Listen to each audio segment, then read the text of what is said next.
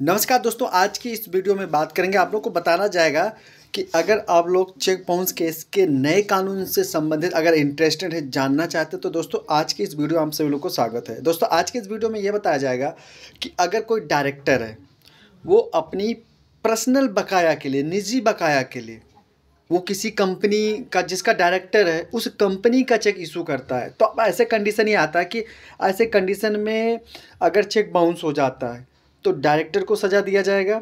जो रिस्पॉन्सिबिलिटी है, लायबिलिटी होगी, डायरेक्टर की होगी या कंपनी की होगी। एक बहुत बड़ा सवाल है। इस सवाल को सॉल्व करने के लिए माननीय सुप्रीम कोर्ट में एक केस डाला गया था और उसको हम जानेंगे। केस को भी डिस्क्रिप्शन में दे दिया जाएगा, तो आप उसको देख सकते हैं। तो उसमें होता क्या है, जो डायरेक्टर होते हैं वो एक हॉस्पिटल के डायरेक्टर होते हैं। उनका कुछ इंश्योरेंस या कुछ बकाया होता है, ऋण होता है, तो उसको देने के लिए जो हॉस्पिटल होता है उसके डायरेक्टर होते हैं, उसके मतलब हॉस्पिटल का जो अकाउंट होता है उससे वो चेक इशू करते हैं, लेकिन इनसफिशिएंट फंड होने के कारण से बाउंस हो जाता है। अब जो कि ट्रायल कोर्ट में तो उनको दोषी पाता है, और जो सेशन कोर्ट होती है उसको ट्रायल कोर्ट के फैसले को बरकरार रखती है।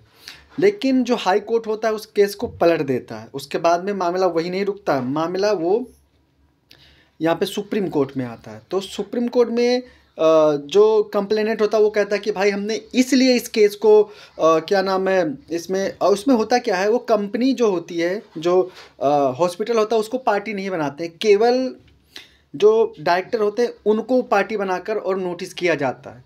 तो उसमें सफाई में ये कहा जाता है कि देखिए, कंपनी से हमारा तो कोई लेना देना नहीं था, हॉस्पिटल से हमारा जो लेना देना था वो डायरेक्टर से था, तो इसलिए हमने कंपनी को नहीं बनाया। लेकिन दोस्तों इसमें गलती यही की गई, अगर कोई कंपनी है उसके नाम से चेक इशू होता है, उसकी खुद की अकाउंट से अगर चेक इशू होता है, तो उसमें डायरेक्टर को भी पार्टी बनाना होगा और मतलब आरोपी के रूप में कंपनी को मुख्य आरोपी बनाना होगा, तो ही उसको सही माना जाएगा।